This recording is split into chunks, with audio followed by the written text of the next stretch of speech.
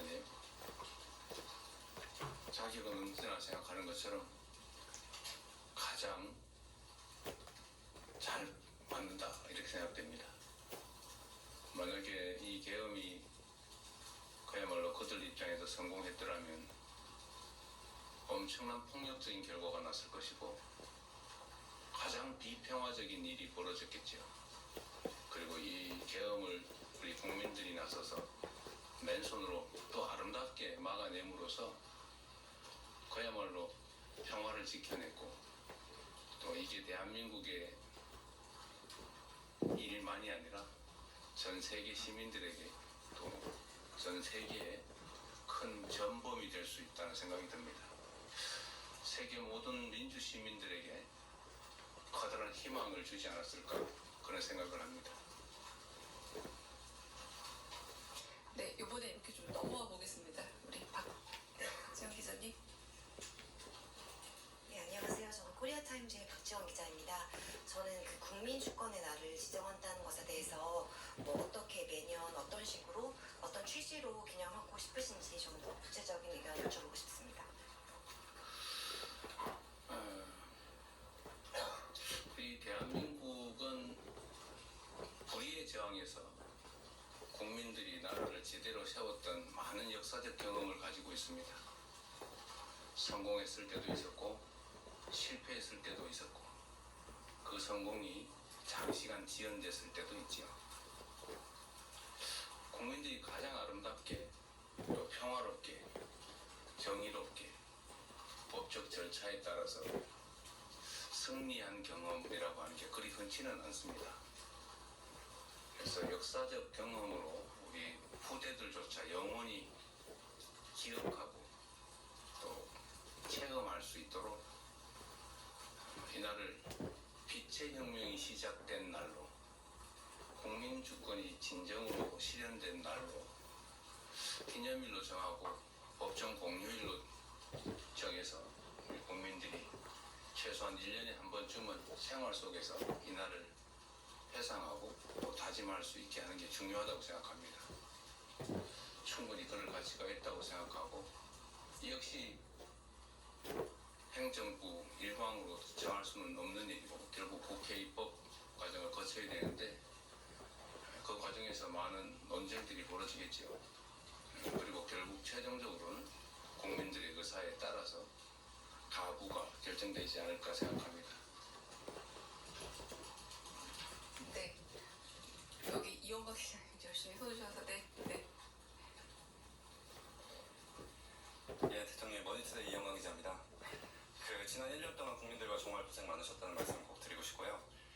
어제 대통령님께서 벌써 1년이라고 말씀 주셨는데 국민들도 이렇게 길어질 줄 몰랐다. 계엄 극복 과정이 너무 더디다. 이렇게 말씀하는 분도 계시고 또 일각에서는 사실 너무 필요하다 이렇게 하시는 분들도 계십니다. 지난 계엄 극복 과정에 대한 대통령님의 평가랄까요? 좀 말씀을 부탁드리고요. 또 어찌 보면 다소 좀 다양한 목소리를 내고 계시는 국민들께 대통령님으로서 좀 하고 싶은 말씀이 있으시다면 좀 말씀도 부탁드리겠습니다. 네, 제가 드리고 싶은 말씀을 할 수 있게 질문해 주셔서 감사합니다. 우리는 이제 개혁과제라고 하는 얘기를 자주 합니다. 변화하고 더 나아져야지요. 개혁이라고 하는 말이 원래 가죽을 벗긴다 이런 의미를 가지고 있는데 더 나은 상황을 만들기 위해서는 고통이 수반된다는 의미이기도 할 겁니다. 우리가 현재 바람직하지 못한 상태를 미래에 좀 더 바람직한 상태로 바꾸려면 현재 상태에서 부당하게 이익을 보거나 또는 불합리하게 이익을 보는 집단 또는 사람들이 당연히 반대하게 돼 있습니다. 저항하게 돼 있습니다. 그건 자연스러운 과정이죠. 마치 곰뱅이가 매미가 되려면 탈피를 해야 되는 것처럼 매우 위험하고 고통스러운 과정을 거치지 않습니까? 그 개혁의 과정은 어쨌든 아픈 곳 또는 골마 터진 곳을 도려내야 되는데 수술 과정을 거치지 않을 수가 없죠. 만약에 감기 같은 아주 사소한 질병을 막 1년씩 치료하고 이러면 그건 무능한 거겠죠. 고통이 너무 크겠죠. 그러나 정말 이 몸속 깊숙이 박힌 치명적인 암을 제거하는 것이다. 암을 치료하는 것은 그렇게 쉽게 끝나지 않습니다. 대한민국의 헌정 질서를 통째로 파괴하고 법과 질서 위에 군인의 폭력으로 나라를 지배하고자 시도했고 실제로 그게 현실이 될 가능성이 매우 높았지 않습니까? 이런 일은 언제든지 재발할 수 있죠. 그래서 이 나라의 근본에 관한 이 문제는 철저하게 진상규명을 하고 상응하는 책임을 묻고 또 재발 방지를 위한 합당한 대책을 반드시 세워야 됩니다. 여러분도 한번 생각을 해보십시오. 12월 3일 밤에 이 수없이 많은 우연들이 겹쳐서 계엄을 저지했습니다. 그리고 결국 계엄 수계 퇴진 그리고 새로운 정부를 만들어냈는데 이 과정에서 정말 그 우연스러워 보이던 단 한 가지만 뒤틀어졌더라도 계엄이 성공했을 가능성이 높습니다. 한 가지만 예를 든다면 폭격, 국회로 향하는 헬기를 조기에 상공 진입을 허용했다면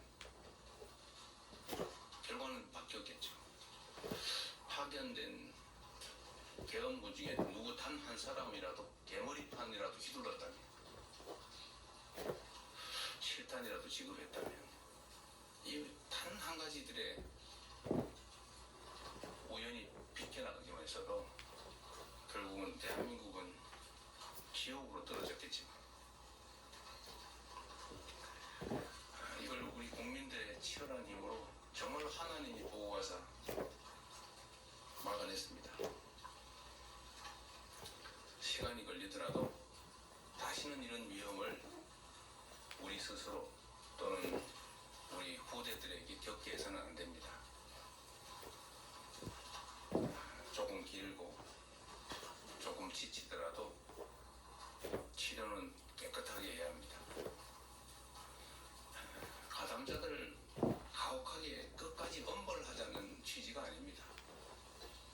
깊이 반성하고 재발의 여지가 없다면 용서하고 화합하고 포용해야 되겠지요. 그러나 숨겨놓고 적당히 넘어갈 수는 없습니다.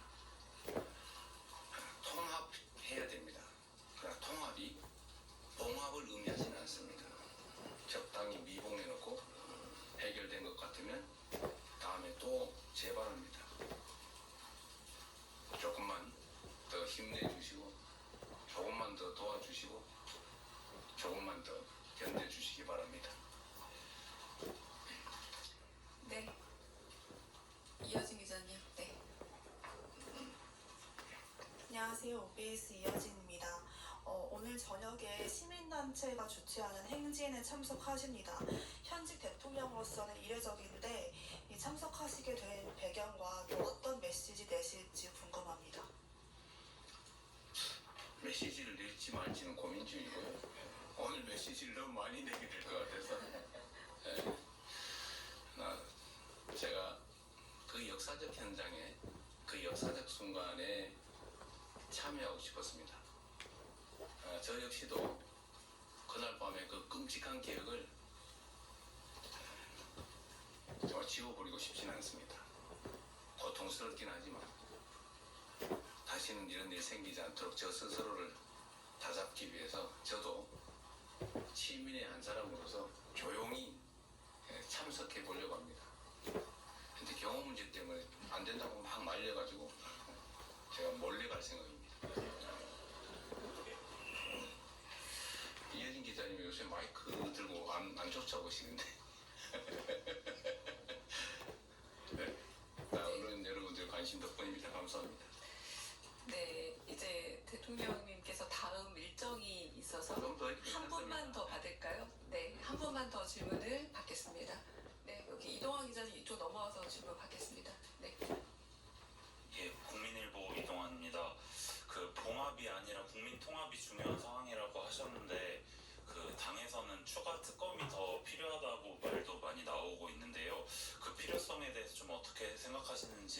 대통령께 여쭤보고 싶고, 그 다음에 이제 전에 트럼프 대통령도 노벨 평화상 받아야 된다고 하셨는데, 이게 어제 또 한반도 평화의 중요성도 말씀을 하셨고, 실제로 한반도 평화에 트럼프 대통령이 역할을 해서 진전이 있다면 촛불혁명 국민들과 이제 복수 추천하실 것도 하실 건지도 궁금합니다. 글쎄, 그게 뭐 노벨 평화상이 평생 하나만 있습니까? 우승 트로피는 아니잖아요. 매년 반복적으로 수여하는 것이고, 이게 단기간에 끝날 일도 아니다. 그 말씀 하나 드립니다. 추가 특검 문제는 국회가 적절히 잘 판단할 거라고 생각합니다. 분명한 것은 지금 현재도 밝혀지지 않는 것들이 너무 많아 보입니다. 제가 그래서 며칠 전에 그 기사를 하나 일부러 저도 공감이 많이 가서 트위터에 게시했었는데, 그거 아무도 몰라지 않습니까? 풍선은 민간단체가 북한으로 보냈나 보다. 군대는 전쟁 유발을 위해서 한 일이 무인기를 반복적으로 폭파했다. 그리고 일각의 의심으로는 무장 헬기들이 도발적으로 비행했다. 뭐 이런 정도였는데, 아파트 웬만한 아파트 뭐 2층 크기만 하다니까. 하여튼 그 대규모 대형의 선점 비라를 실은 풍선을 군에서 대북 심리전단? 네, 대북 심리전단에서 북쪽으로 보냈다. 그건 전혀 모르던 일이잖아요. 마치 다 드러난 것 같지만 우리 사회에 드러나지 않은 많은 부분들이 있는 것 같습니다. 현재 내란인 특검이 끝나더라도 그걸 이 상태로 덮고 넘어가기는 어려워서 도나마나 또 특별수사본부든 뭐든 꾸려서 계속 수사해야 될 텐데, 그게 과연 이 정부가 하는 게 바람직할까? 엄청난 정치적 논란이 또 벌어지겠죠. 수술을 깔끔하게 빨리 잘 끝내야 되는데 수술 때문에 더 큰 고통을 겪지 않을까? 그렇다고 또 안 할 수도 없고, 그런 복잡한 생각이 있습니다. 이런 문제까지도 아마 국회가 고려하고 있지 않을까 생각하는데, 국회를 믿고 일단은 기다려보겠습니다. 그리고 좀 더 하시라고 하십시오. 제가 40분에 출발하면 된다더라고. 네, 그럼 저는 허락을 득하였으니 조금 더 질문을 받겠습니다. 거의 다 끝나가는 것 같습니다. 네, 아까 송수석께서 계속 손 드셔가지고 송수석 기자 먼저. 네. 네. 아, 죄송해요. 제가 좀 안경 안 써서 제가 조금 네. 성함을 헷갈렸습니다. 죄송합니다. 네. 네, 대통령님, 연합뉴스 황윤기 기자입니다. 그 성명에서 말씀하신 것 중에 정의로운 통합이라는 단어가 눈에 띄었는데요. 그 야당에서는 뭐 윤석열 전 대통령에 대해서 다양한 의견들이 나오고 내부 갈등도 있는 상황인데, 대통령께서 생각하시는 정의로운 통합의 범위는 어디까지인지, 그리고 앞으로 좀 어떻게 실천해 나가실 계획인지 여쭙습니다. 제가 자주 말씀드렸지만 대통령의 역할은 제1이 국민 통합입니다. 제가 빈말로 드리는 말씀이 아니라, 제가 특정 정파를 대표해서 대통령이 됐지만 대통령이 되는 순간부터는 대한민국 국민 모두를 대표합니다. 또 기본적으로 국가 구성원들 사이에 이해 충돌, 갈등이 있게 마련인데, 이 충돌과 갈등을 조정하고 하나를 향해 나아갈 수 있게 하는 게 대통령의 가장 큰 역할입니다. 그 역할을, 그 책임을 잊지 않고 있습니다. 그런데 이 통합을 악용하는 경우가 많습니다. 전에도 제가 예를 들었지만, 100개를 훔치던 도둑한테 통합의 명분으로 한 50개씩만 훔쳐라, 같이 가자, 좀 덜 훔쳐라, 반만 훔쳐라, 앞으로 갈취를 반만 해라, 자릿세 반만 뜯어라,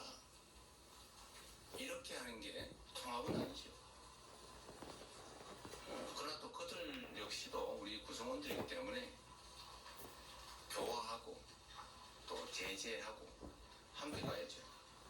제가 말씀드리는 정의로운 통합이란 정의와 상식에 기반한 법률과 또 도덕에 기반한 모두가 동의할 수 있는 구성원들이 함께 가는 것입니다. 근데 이 통합을 자꾸 악용해가지고 우리의 악행을 밤은 용납해줘야 되지 않냐? 일단 벌어진 일인데 다듬고 가야지. 앞으로 우리가 뒤에서 하는 거는 그때 가서 또 따지고 이런 경우가 있습니다. 이건 통합이 아니죠. 아까 말씀드린 봉합입니다. 그래서 제가 정의로운 통합이란 봉합 아닌 통합을 말하는 것이다. 국민 눈높이에 맞는 국민이 동의할 수 있는 그런 공통의 지향점을 가지고 수용할 수 있는 범위 내에서 함께 가자. 그런 뜻입니다. 자꾸 악용하는 경우가 많아요. 그 좋은 말은 자꾸 악용하는 경우가 있는데 이 정의라는 단어가 참 오염이 많이 됐습니다.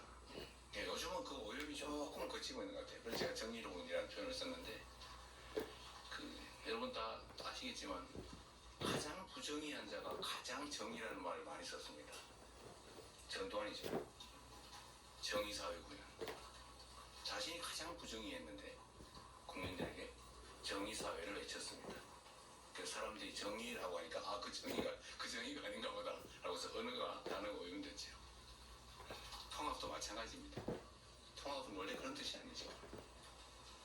그냥 제대로 된 통합을 하자 그런 의미입니다.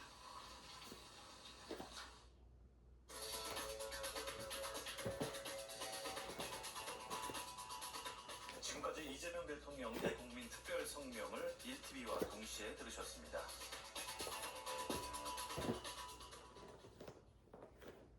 지금 시각 9시 32분입니다. KBS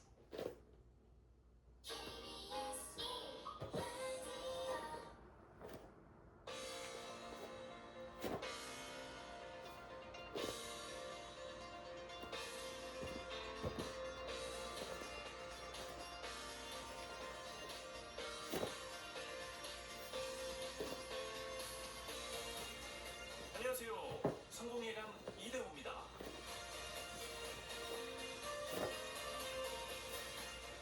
12월 3일 수요일 아침입니다. 평소보다는 한 30분 가까이 저희가 좀 늦게 여러분을 찾아왔죠.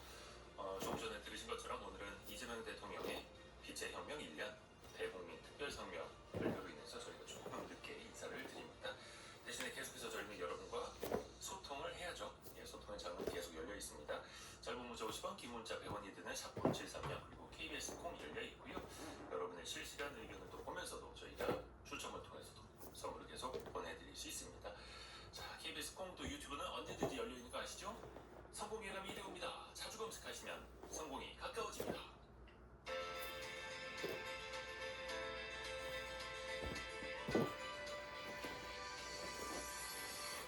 KBS 1라디오 성공예감 이대호입니다. 자, 오늘의 경제 뉴스 동아일보 백상경 기자 그리고 연합인포맥스 서영태 기자와 함께합니다. 안녕하세요. 안녕하세요. 오늘 저희가 조금 이제 늦게 인사드리는데 개장을 했는데 증시가 한 30분 사이에 계속 왔다 갔다 하네요. 네, 시작하면서 4,000비 초반 넘어가면서 조금 반등하는 모습 보이다가 또 떨어졌다가 네. 지금은 또 다시 4,000 이상으로 좀 회복하는 모습들 보이고 있습니다. 코스피에서요. 이 코스닥도 지금은 똑같이 지금 오르내리는 상황에서 살짝 0.2% 정도 올라가면서 출발을 하고 있습니다. 코스닥 강보합 네, 정도. 강보합 정도로 볼 수 있을 것 같고요. 미국 증시도 간단하게만 살펴보면요. 기술주 중심으로 상승 마감을 했습니다. 애플, 엔비디아, 그리고 마이크로소프트 같은 이 빅테크 기업들 중심으로 좀 오름세가 나타나면서 상승세 견인을 했고요. 네. 나스닥이 0.59% 상승, 그리고 다우지수는 0.39%, 그리고 S&P 500이 0.25% 상승을 했습니다. 이 시각 현재 원달러 환율은 1,467원 정도, 67원대를 나타내고 있고요. 좀 전에 말씀해주신 것처럼 우리 증시 계속해서 변동성 이어지고 있지 않습니까? 네. 돈도 헷갈릴 것 같습니다. 어디로 가야 하나. 최근에 CMA에 비해서 돈이 몰린다면서요? 네, 변동 변동성이 커지다 보니까 아무래도 이제 어디로 가야 되나 이런 고민을 하던 그 돈들이 지금 CMA 쪽으로 좀 몰리고 있는 상황입니다. 금융투자협회에 따르면요, 이 종합자산관리계좌 CMA 계좌가 사상 처음으로 잔액 100조 원 돌파를 눈앞에 뒀습니다. 1일 기준으로 했을 때 이 CMA 잔액이 약 98조 4천억 원을 기록을 했거든요. 그래서 역대 최고치 경신을 했고요. 거의 이제 100조를 목전에 둔 상태가 되었습니다. 사실 이 CMA가 증권사가 고객 자금을 기업 어음이나 국공채, 양도성 예금 증서 같은 이런 초단기 금융 상품에 투자를 해서 수익을 바로 돌려주는 상품인데요.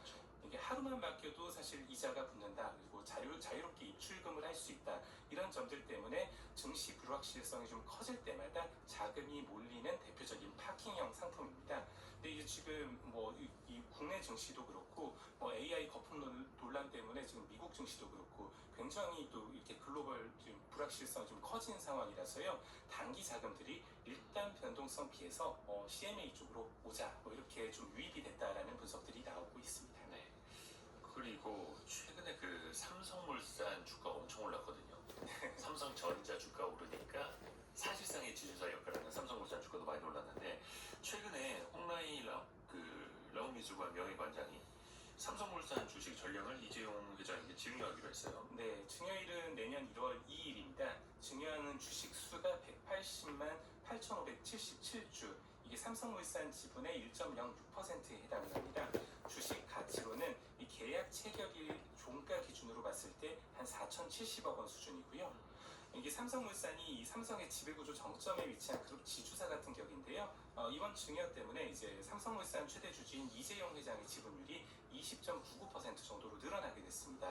사실 기존에도 15% 이상을 보유했고 경영권에 큰 의미가 있는 것들은 아닌데요. 근데 어쨌든 이재용 회장이 사법 리스크도 해소를 했고, 또 최근에 이제 인사도 많이 나오면서 이렇게 뉴 삼성 구축에 박차를 가하고 있는 상황입니다. 여기에 힘을 실어주려는 어떤 포석이다, 이렇게 해석이 되고 있습니다.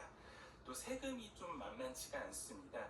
현행 최고 세율에다가 지금 최대 주주 할증 이런 것까지 다 포함을 하면은 한 최고 세율이 한 60%까지 올라갈 것으로 예상이 되는데요. 그래서 지금 이 회장이 내야 되는 증여세 규모가 한 2,440억 원 정도로 추산이 되고 있습니다.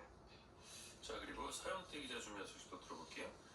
쿠팡의 그 대규모 개인정보 유출 사고 때문에 개인들이 조금 많이 불안해하고 있는데, 오히려 쿠팡이 체감하는 건 좀 다른 것 같아요. 네, 쿠팡이 반성을 하고 있는지가 좀 의아한데요. 네. 홈페이지에 어플에 사과문을 올렸다가 이틀 만에 내렸고, 예. 그러고는 크리스마스 세일 광고를 올렸습니다. 이러다 쿠팡 입장에서는 거기가 아주 중요한 광고 자리니까. 네, 크리스마스 세일도 중요하겠죠. 하지만은 이렇다 보니까 이제 정부랑 정치권이 쿠팡을 질타를 하고 있는데, 이재명 대통령은 쿠팡에 엄정하게 책임을 물어라, 이렇게 지시를 했습니다. 그래서 정부가 쿠팡에 천문학적 과징금을 부과할 것으로 보이는데요. 어쩌면 영업정지까지도 가능할 수 있을 것 같습니다. 근데 보통